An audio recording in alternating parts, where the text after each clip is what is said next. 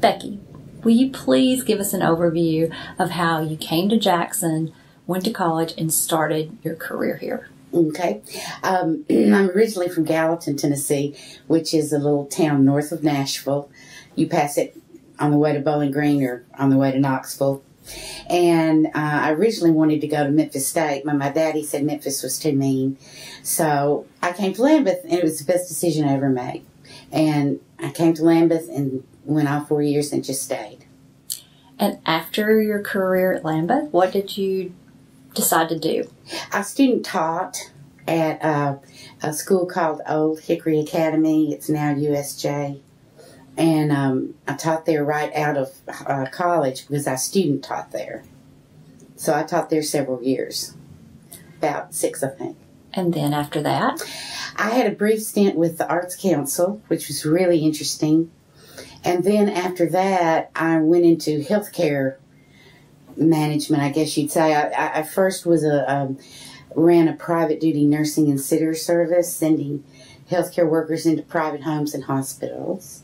And then later I helped develop a hospice program. Wow, but that was a very rewarding career. Does anything stand out during that time you'd like to share with us? Well, it was interesting because we covered 17 counties with 10 offices. And so you were always very busy. But you saw the most dedicated healthcare workers in a hospice because you knew the outcome. We used to call it noble failures because you did everything you could, but you knew what was going to happen. And you develop a bond with a hospice family like nobody else, not even close friends, can come close to the kind of bond you have with a hospice family. It's very rewarding and very very tough at the same time. How did you transition from the healthcare field to teaching? I heard that there was an opening for theater teacher in 1996. And the hospice work was I don't know, I'd been through several deaths in my own family, and it was just, I just thought it was time for a change. I love theater, been doing theater since when I was in my first play when I was a sophomore in high school. And so I decided to go back to my first love in 1996. Did you study theater in college? I did. That was my degree, a degree in speech and theater. And I tried the summer stock for a year, and I would love to have done that forever. You know, you do a show, you stay up and play cards till 3, you go to sleep, you have lunch, you do your laundry, you do a show, you play cards. You know, it's a great life. But you never knew where the next job was coming from. And I'm kind of a homebody anyway. I like it. Gallatin's a small town, and I like knowing people and having friends. And so, anyway, plus Jackson had a wonderful theater guild here. So. And how long have you been a member of the theater guild? Oh, gosh. A long time. I don't know how long. Gosh. Since 77. Excellent. And in your acting career, I know you've had some roles in some big movies. Would you like to share some experiences in that area? I have. I've been very lucky. And luck has a lot to do with it. Of course, if you get the luck, you've got to be ready when the luck comes. Because the thrilling thing about it to me is if it's a big, well, even if it's an independent film, but if it's a big feature like The Help or I don't know, if it's a big feature, you've got so many people watching you. And they'll put that clapboard in front of your face and it gets real quiet. And everybody's focused on you, and you better be ready. It's a real exciting thing. But, you know, you better not mess up. Better not mess up. But there have been some fun times. Once I worked with Bob Thornton, and you know how music videos, you stand in a barn in he asked me to stand in a barn in a slip. For nobody would I do that except for him, and he's the nicest guy. And he came up to me, and he's an actor's director because he's an actor himself, and he came up and said, "Now you don't like what's happening." here. And I said, oh, well, I'm getting used to it. They bring me a wrap, you know, when you're not shooting. He said, no, in the scene. You don't like what's happening in the scene. I felt really stupid. I said, oh, okay. But anyway, little things like that happen. But the more famous people you meet, I find the nicer they are. Well, I know your most recent role in The Help. Mm-hmm. It was a very large production and a very successful movie. Is there anything you'd like to share with us? How did you secure that role? Well, I'd had two auditions for that film. Specifically, I auditioned for the lady who took Skeeter back to the news editor when she applied for the job at writing the cleaning column. And I didn't get it. And it was the last week of filming. And the casting director from Nashville, who is really a wonderful person, Kim Petrovsky, called and my agent, who's a former student of mine, I'm so proud of, and said, Becky needs to do this role. And so there I was. You know, it's just something I had done made her think that I was right for it. And they cut my lines, but I'm not complaining. And is there anything as being an actor that you'd like to share? How many productions have you been in outside of the local theater guild here? Oh, gosh. I don't know. I guess I've been in maybe 20 music videos and maybe 12 or 13 films. I don't know. It's kind of all goes together. A couple of TV things. And you also attended a Hollywood premiere? I did. I did.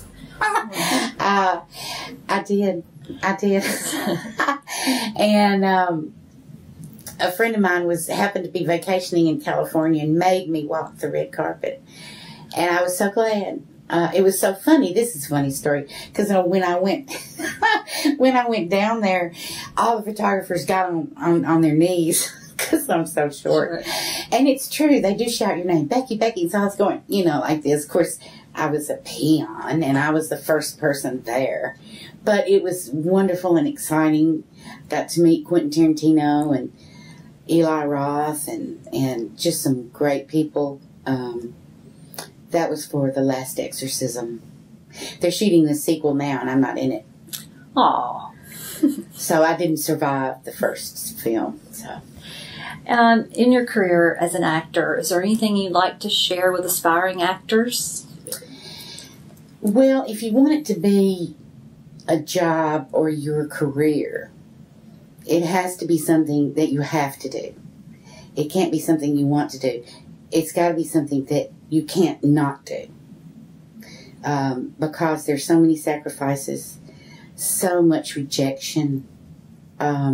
You never find out why you didn't get it unless the casting director happens to find out. That's where that show business is where the don't call us, we'll call you came from. So you never know. You've got to just have to do it. Now, if you want to do little parts like I do, and then the circus leaves town and you go, oh... It's a great thing that we live so close to Nashville and Memphis, and that these agents here get contacted for roles in Louisiana, where a lot of filming is done. Becky, did your parents play an important role in choosing the profession? Did they support you in being an actor? There's a really funny story about that. They supported me in everything I ever wanted to do. They were wonderful, wonderful people. But they made me get a teaching certificate to fall back on, which I did in '96. I had to take some extra courses, but I had that certificate, and I was so glad that my daddy made me do that. My first job, professional job in summer stock, of course you live in horrible conditions, or where I went you did, and Daddy refused to help me unload my luggage, and Mother cried. And she said, well, we're going to stay in the Holiday Inn overnight in case you change your mind. And, of course, I loved it. It was just great. I think my room was over the light board. There was no screen door on the door. It was just guerrilla summer stock, but the shows were great. We did 4 shows in one summer, so it was very interesting. But they've always been supportive of me. Is there one particular role that you enjoyed more than others? I would have to say, for on stage, it's Arsenic and No Place. Those little ants are nuts. They're crazy, and they're so sweet and lovable. And I would like to think that I have some of their qualities. I probably don't, but I would like to hope so, because they're so sweet and nice and to people, and then they murder them, which is kind of funny. No. Now, switching gears, let's talk about your teaching profession and your students, because you've played a really big role in a lot of people's lives. Talk about your first teaching job and some of the experiences you've had over that career. My first job was I taught speech at Old Hickory with a last name like Fly and 23 boys. I'll never forget it, ever. They regularly come up to me and apologize. I didn't know what I was doing. When I went back in '96, it had changed a lot. I don't know, it was just different. They had a teacher that they loved, and I had to win them over. And I think the most important thing about being a teacher is if you're fair. I came to realize that if you were fair, that's really all they want. And if you care about them, if you care about them. But fairness is key. And where are you teaching now? I teach at Madison Academic Magnet High School, which is great. It's a small school. It's all honors or advanced placement. And you've got the kind of kid who wants to be there, or else their parents want them to be there. If they don't, if they make below a C, they're on probation for a semester. If they don't bring it up, then they're gone. So you say this is going to be on the test, and everybody starts writing. It's very, very interesting place to work. I think people who don't teach don't realize what an emotional day it is. So it's a tough day, but then there'll be a moment that comes along. I was in the theater one day, kind of missing the kids that were going to graduate, and this little kid came up and said, "Hey," and I said, "Well, hey, what's your name?" He told me he was there with his mother. She was at a meeting or something, and he said, "I'm coming here next year as a 9th grader." I said, "Oh, really?" He said, "I want to be up there." Looked at the stage. I said, "Well, come on." So you do get new kids in, you know. It's tough at graduation time. Theater impacts kids' lives in so many different ways. And being a theater teacher, you get to see how that impacts their lives. Can you share with us some of the ways that theater has impacted the children that you've taught? Yes, it's a very personal thing. You have kids who come up after their brothers and sisters who may be smarter, may be more beautiful, maybe more talented in sports, and then you give this kid a chance to get up and do a role on the stage, and everybody's just applauding. That is a personal accomplishment. Theater is a personal accomplishment. It's not your mother, your daddy, your sister, your brother. And I like seeing confidence come out of doing something like that. Even technical people. What good are you if you don't have light on your face? So I'm a champion of technical people. Because I was at a chorus concert last week, and the guy that they had hired to do some real prissy light stuff and sound stuff said, "Well, you know, I did your sound for Footloose when I was at JCN, and that got me started in this." I said, "Oh, that's so cool," you know. It's just, and you never know. You just never know what you're doing and what impact it'll have. You shared one success story. Are there any other of your students that have gone on to either be actors or technical people or sound people? I went to a shoot in Memphis not too long ago, and one of my former students was there, and he had, in my Theater 2 class, we like to write and shoot soap operas. Because we've got all the props, because we did the play ER, and soap operas are fun to write and fun to play in. And he was on the crew. He said, well, you know, I just love this kind of work, and that's what I do for a living now. And, of course, I guess the person that's most successful, I have nothing to do with her success or her talent. I just kind of saw a spark and kind of nudged her in the right direction. She's a fashion model. Her name is Hollis. And she walks the runways in Paris and New York. She has done fashion shows for the Queen of England. She flies first class everywhere. She lives in Miami in the winter and New York City in the summer. So it's just, you know, she's it. She's it. Do you remember an event that maybe happened in your youth that made a major impact on your life? I was in a play. My sophomore year. And I thought, wow, this is really cool. Because